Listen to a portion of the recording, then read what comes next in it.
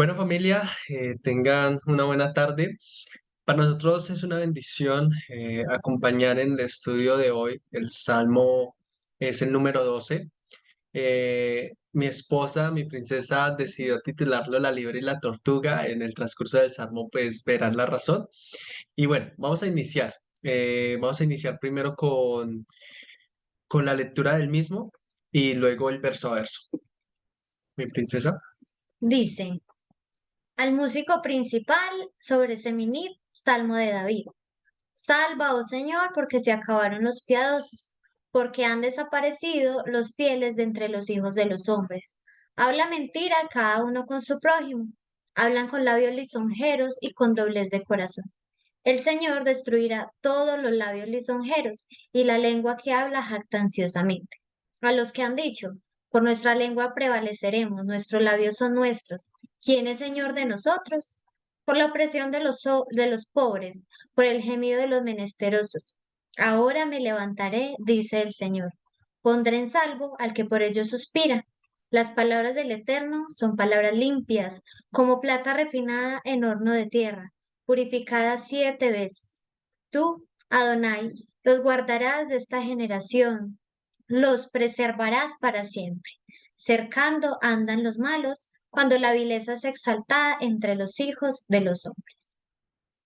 Bueno, vamos a iniciar recordando que esta frase al músico principal hace referencia al director de la orquesta o también hace referencia al que venciere. Este es un salmo escrito por David, probablemente fue escrito cuando estaba siendo perseguido por Saúl a causa de su celo. Por otro lado, Seminit viene del Strong H8066, que hace referencia a 8 u octavo, y muy probablemente, o más específicamente, se refería a un instrumento, en este caso al instrumento que ven en la imagen, es una lira de 8 cuerdas. También entre los comentarios, algunos explican que el salmo fue escrito para cuando se cree que el mal está triunfando. Entonces vamos a iniciar con un ejemplo de ello que lo encontramos en Primera de Samuel, capítulo 22, del 18 al 19. Entonces el rey dijo a Doeg, vuélvete y ataca a los sacerdotes. Y Doeg, edomita, se volvió y atacó a los sacerdotes, y mató aquel día a 85 hombres que vestían el efod de lino. Y a Nob, ciudad de los sacerdotes, la hirió a filo de espada, tanto a hombres como a mujeres, tanto a niños como a niños de pecho. También hirió a filo de espada bueyes, asnos y ovejas. Bueno, bueno, para dar más contexto, recordemos que esto ocurrió a causa de que los levitas, los sacerdotes, habían dado refugio a David. Esto pues enoja a Saúl y entonces esta situación es un claro ejemplo donde podríamos decir que el mal estaba triunfando. También se habla de que este salmo es un anticipo profético y tiene que ver con Seminit, con ese 8. Hay comentarios que dicen que 8 generaciones después de David, otra vez la maldad iba a estar triunfando en Israel. Ese periodo histórico lo encontramos en Segunda de Reyes 11, un periodo en donde una malvada reina arremete contra la descendencia de David. Vamos a leer una parte de esta historia. Dice, cuando Atalía, madre de Ocosías, vio que su hijo era muerto, se levantó y destruyó toda la descendencia real. Pero Josaba, hija del rey Joram, hermana de Ocosías, tomó a Joás, hijo de Ocosías, y lo sacó furtivamente de entre los hijos del rey, a quienes estaban matando, y lo ocultó de Atalía, a él y a su ama, en la cámara de dormir. Y en esta forma no lo mataron, y estuvo con ella escondido a causa del Señor 6 años. Y Atalía fue reina sobre el país. Entonces, Atalía estuvo reinando, pero al séptimo año, pues pasa lo que está en el verso 12. Vamos a seguir leyendo, que dice, sacando luego a Joiada, al hijo del rey, le puso la corona y el testimonio, y le hicieron rey ungiéndole, y batiendo las manos dijeron, viva el rey. Y todo el pueblo de la tierra se regocijó y la ciudad estuvo en reposo, habiendo sido Atalía muerta a espada junto a la casa del rey. Era Joás de 7 años cuando comenzó a reinar. Entonces, ¿por qué Atalía arremetió contra los descendientes de David? La razón es muy clara y es que había una promesa de que de un descendiente de David reinaría pues para siempre. Quien lo quiera leer, recordemos que está en 2 de Samuel 7. Entonces, vemos cómo Dios tiene definitivamente todo bajo control. Y en ese momento se valió de esconder a Joás para guardar el linaje de David. En relación con esto, vemos cómo siglos después nuestro amado Yeshua muestra que esta promesa se mantiene en la oración pues que nos enseña, que le enseña a los discípulos y que hoy Dani de una manera muy linda nos dijo en una oración que dice, Padre nuestro que estás en el cielo, santificado sea tu nombre, venga a nosotros tu reino. Cuando hablamos de que venga a nosotros tu reino, estamos clamando porque se establezca el reino prometido a David en la tierra. Y el hágase tu voluntad, que es una mala traducción, ya que realmente dice se hará tu voluntad. Eh, para iniciar con el verso a verso, vamos a irnos con esta idea muy clara de que así haya momentos en los que veamos que ese tipo de historias, como la de los sacerdotes, como la de la reina Atalía, estas historias se repiten y se repiten. Ahora 8 días tuvimos la oportunidad de diferentes parejas contar también situaciones adversas, y a veces creemos y decimos como que la maldad está ganando. Siempre debemos tener presente que sin duda alguna Dios nos dio unas promesas y ya tiene escrita la historia de la tortuga. Vamos a iniciar con el verso número 1. Verso número 1. Salva, oh Señor. Aquí de una iniciamos con la palabra salva, que viene del hebreo Osana, una transliteración del término hebreo Osiana, que significa o sálvanos ahora o por favor rescátanos.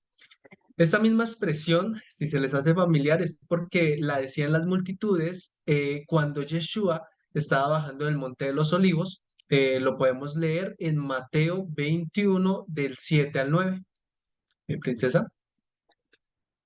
Y trajeron el asna y el pollino, y pusieron sobre ellos sus mantos, y él se sentó encima. Estamos hablando de Yeshua.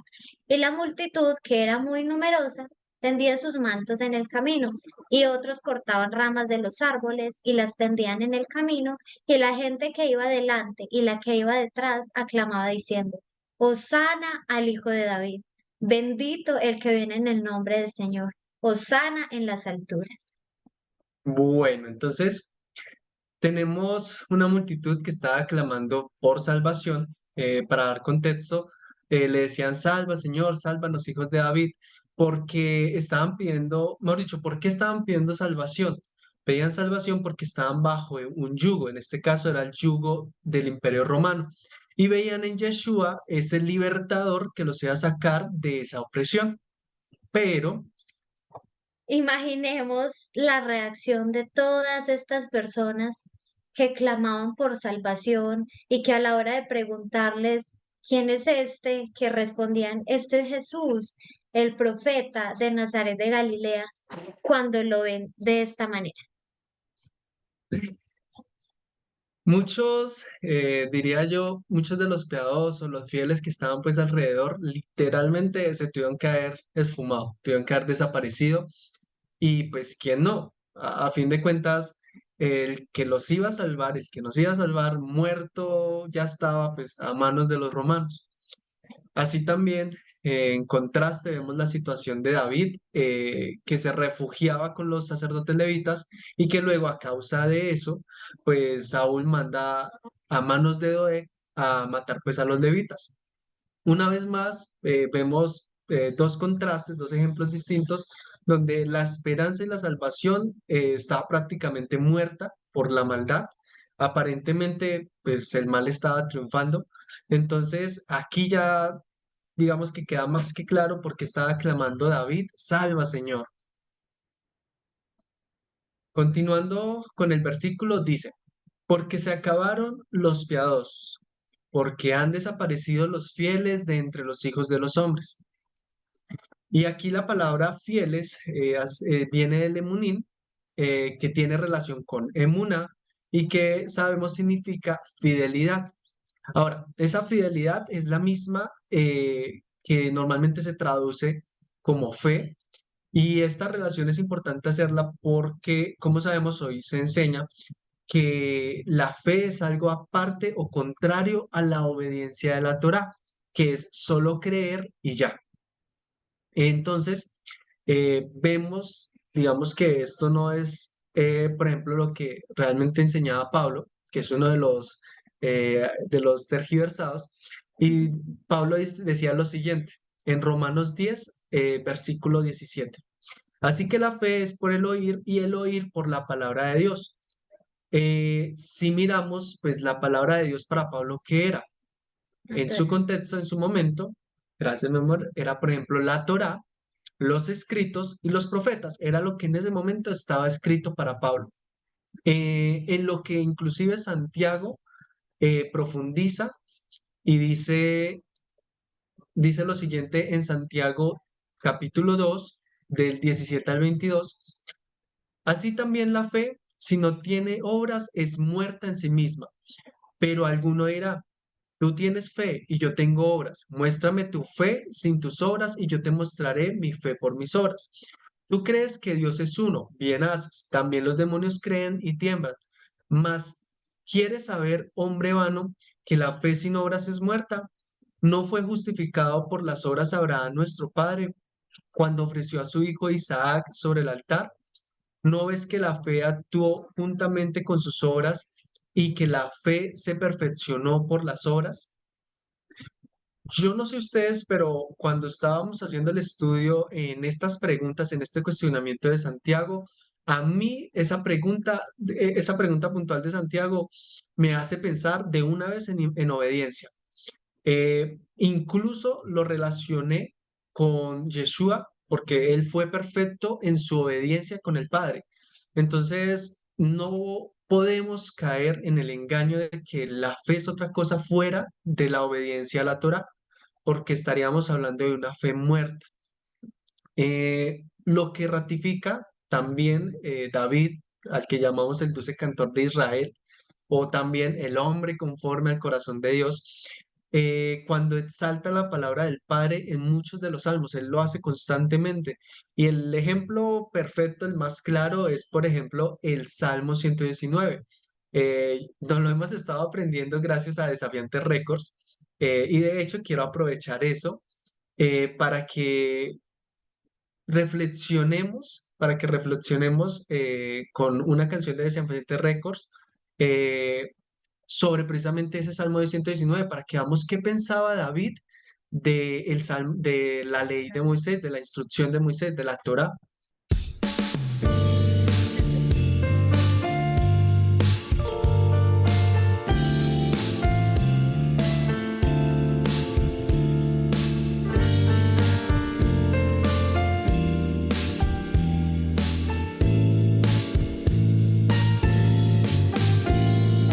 ¿Con qué limpiará el joven su camino?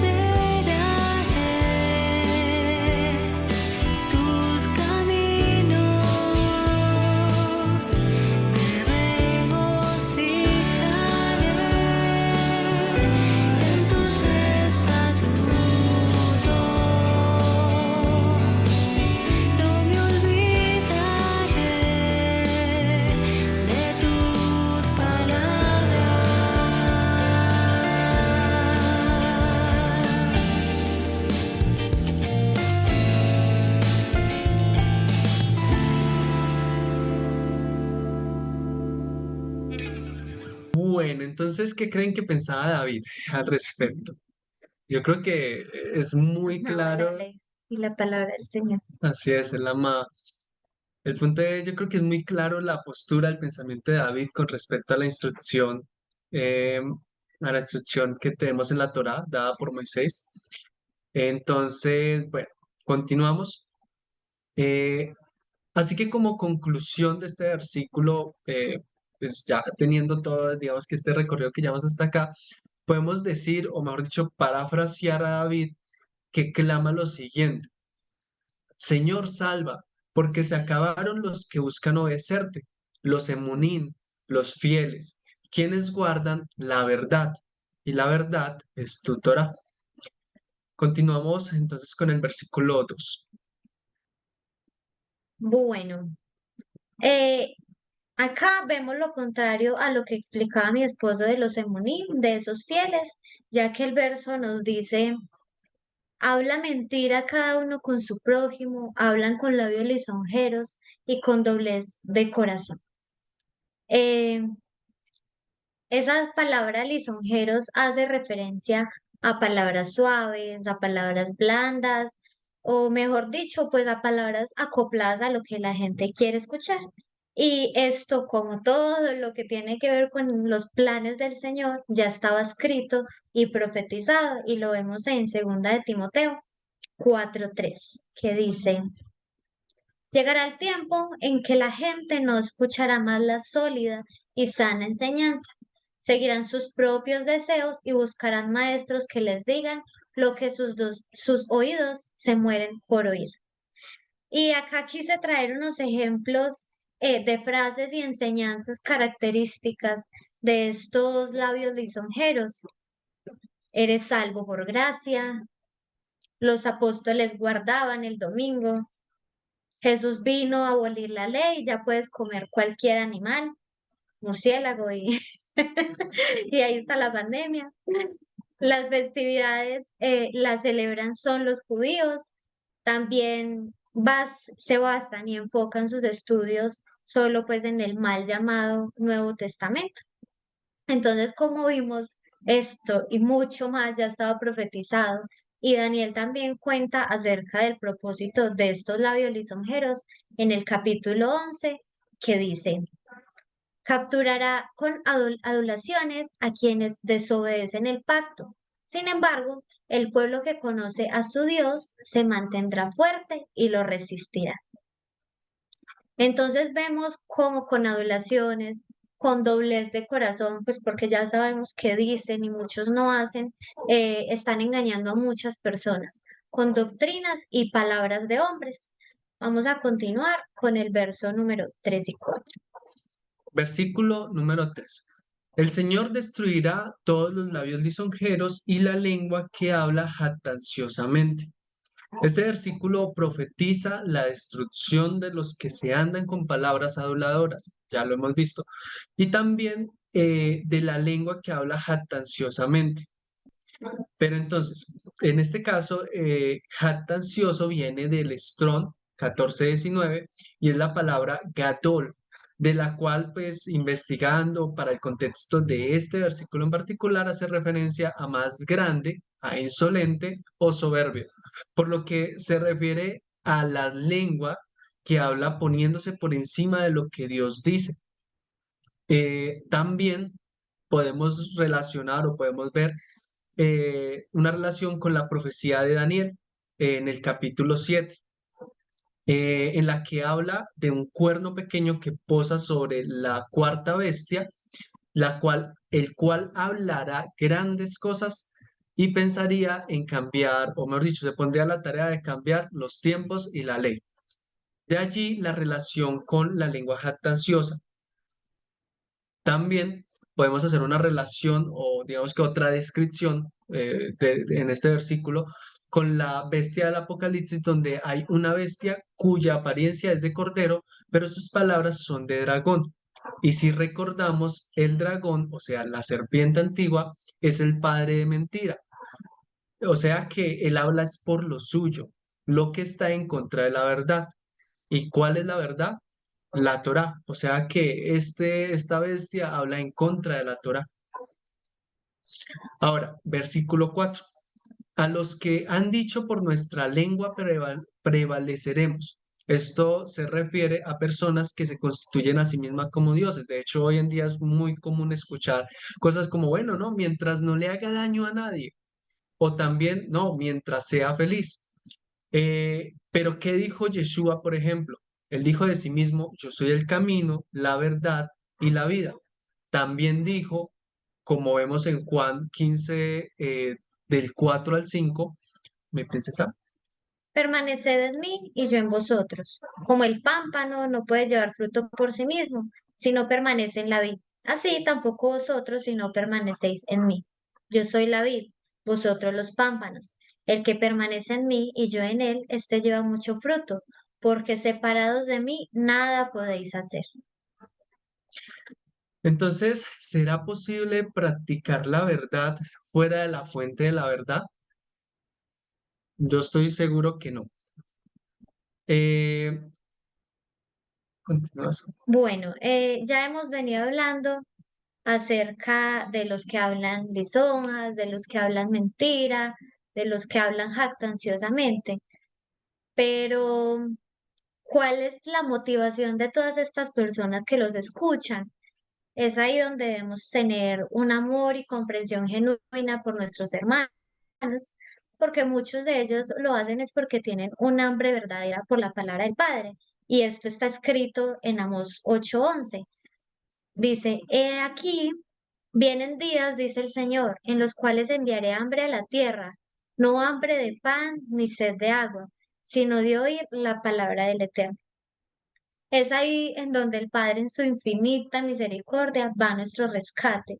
Escucha ese clamor de salva, Señor, Hosana, hijo de David, porque recordemos lo que se nos dice en Romanos 9:16, que no depende del que quiere ni del que corre, sino de quien el Padre tiene misericordia. En el siguiente versículo está una parte del plan de Dios para con estas personas que claman, que suspiran y que tienen en su corazón ese deseo por conocerle y recibir su salvación. Y dice lo siguiente. Por la opresión de los hombres, por el gemido de los menesterosos, ahora me levantaré, dice el Señor. Pondré en salvo al que por ellos suspira. Me gustó mucho cómo está este verso en la versión NTV, entonces lo traje y dice así. El Señor responde, he visto violencia contra los indefensos y he oído el gemir de los pobres. Ahora me levantaré para rescatarlos como ellos anhelaron que hiciera. Pero entonces nos podemos preguntar, ¿cómo nos pone a salvo el Señor? Y eso ya es muy claro y lo escuchamos en la canción y constantemente en muchas partes de la Biblia se nos recalca y en nuestras vidas con su palabra. Es la que nos pone a salvo realmente. Veamos qué dice el verso número 6. La palabra del Señor, las palabras del Señor son palabras limpias, como plata refinada en horno de tierra, purificada 7 veces. Veamos cómo David otra vez sigue exaltando la palabra de Dios y entiende que su salvación y cuidado está en el Padre. Y él lo expresa en diferentes salmos. En el Salmo 19 nos dice, la ley del Señor es perfecta, que convierte el alma.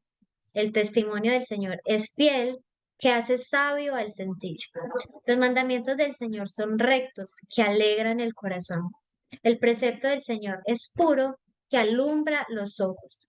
El temor del Señor es limpio, que permanece para siempre. Los juicios del Señor son verdad, todos justos. Deseables son más que el oro, y más que mucho oro afinado, y dulces más que miel, y que la que destila del panal. Entonces vemos que los juicios del Señor son verdad, todos justos, y aquí está en este versículo. Las palabras son limpias, las palabras del Padre son limpias. Como les contamos hace 8 días, en esta foto estábamos en un encuentro de parejas o más conocido como un retiro. Allí nosotros llevábamos buen tiempo participando pues de manera activa en la congregación y si bien pues allá se estudiaban muchas cosas que en otras no, A mi esposo le entró como esa necesidad que el padre puso en su corazón de buscar más. Él empezó a hablarme del Shabbat, de las festividades, pues yo no entendía nada.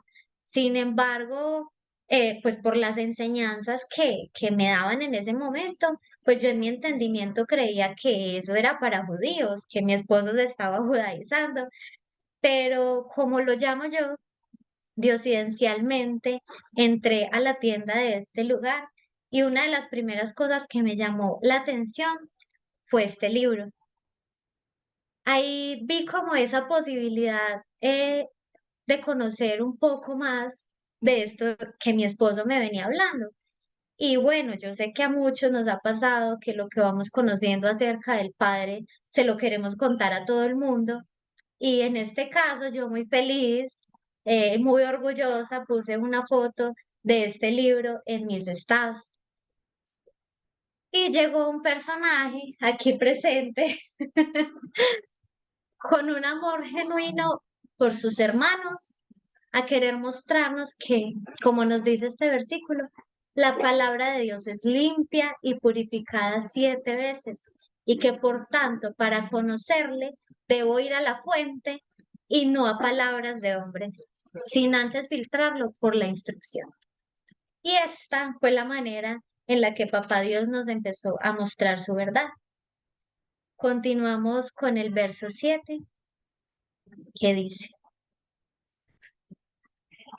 Tú, Señor, los guardarás, de esta generación los preservarás para siempre. Entonces vemos cómo una vez el Padre nos revela su mensaje, lo escuchamos y empezamos a poner por obras, nos empieza a guardar y nos enseña a discernir, pues precisamente para no ser oidores y hacedores de aquellos que nos hablan con lenguas suaves, con lenguas mentirosas, con sus propias palabras y no con la palabra del Señor. Vamos cerrando con el último versículo. Dice así, versículo 8. Cercando andan los malos, cuando la vileza es exaltada entre los hijos de los hombres. Yo no sé ustedes, pero cuando yo leí este versículo y pues ya el último para cerrar, después de que ya hemos leído varias cosas bonitas del Señor, tuve la sensación de que el Salmo debió haber terminado en el versículo 7. Entonces, luego de reflexionarlo, caí en cuenta que así como estamos a la espera del Mesías, nosotros ahorita, este salmo nos deja precisamente la expectativa para que confiemos en el resultado del Señor, pero sin bajar la guardia, teniendo en cuenta pues lo que dice ahí, que los malos se están cercando. O mejor dicho, en palabras de Pablo, Primera de Corintios capítulo 10 del 12 al 13. Así que el que piensa estar firme, mire que no caiga.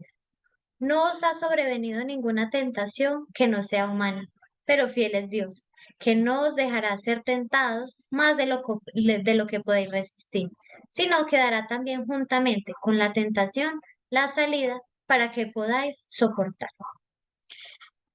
Para finalizar, no sé si recuerdan el título que le dimos al Salmo, bueno, que mi princesa le dio al Salmo, La liebre y la tortuga.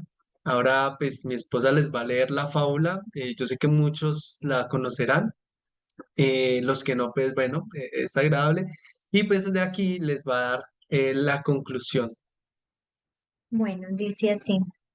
Había una vez una liebre muy vanidosa que se paseaba todo el día presumiendo de lo rápido que podía correr. Cansada de siempre escuchar sus alardes, la tortuga la retó a competir en una carrera. Qué chistosa eres, tortuga. Debes estar bromeando, dijo la liebre mientras se reía a carcajadas. Ya veremos, liebre. Guarda tus palabras hasta después de la carrera, respondió la tortuga. Al día siguiente, los animales del bosque se reunieron para presenciar la carrera. Todos querían ver si la tortuga en realidad podía vencer a la liebre. El oso comenzó la carrera gritando: En sus marcas, listos, ya. La liebre se adelantó inmediatamente. Corrió y corrió, más rápido que nunca. Luego miró hacia atrás y vio que la tortuga se encontraba a unos pocos pasos de la línea de inicio. Tortuga lenta e ingenua, pensó la liebre. ¿Por qué habrá querido competir si no tiene ninguna oportunidad de ganar? Confiada en que iba a ganar la carrera, la liebre decidió parar en medio del camino para descansar debajo de un árbol. La fresca y agradable sombra del árbol era muy relajante, así que la liebre se quedó dormida. Mientras tanto, la tortuga siguió caminando lento pero sin pausa. Estaba decidida a no darse por vencida. Pronto se encontró con la liebre durmiendo plácidamente. La tortuga estaba ganando la carrera. Cuando la tortuga se acercó a la meta, todos los animales del bosque comenzaron a gritar de emoción. Los gritos despertaron a la liebre, que no podía dar crédito a sus ojos. La tortuga estaba cruzando la meta y ella había perdido la carrera. Sin duda alguna, se me vino a la mente esta fábula con este salmo, y es que esta historia de la liebre y la tortuga nos muestra el contraste de este salmo. Un salmo que, como les dijimos al inicio, se escribió para cuando se cree que el mal va a triunfar, que está triunfando. Pero por más adversas o contrarias que veamos las situaciones, familia, el mal nunca, pero nunca va a poder cambiar los planes de Dios. Es ahí cuando debemos tener en claro nuestro enfoque, es decir, que a nosotros nos corresponde correr la carrera, permanecer en obediencia, y el resultado lo tiene el Padre. De esta manera, concluimos con el Salmo número 12.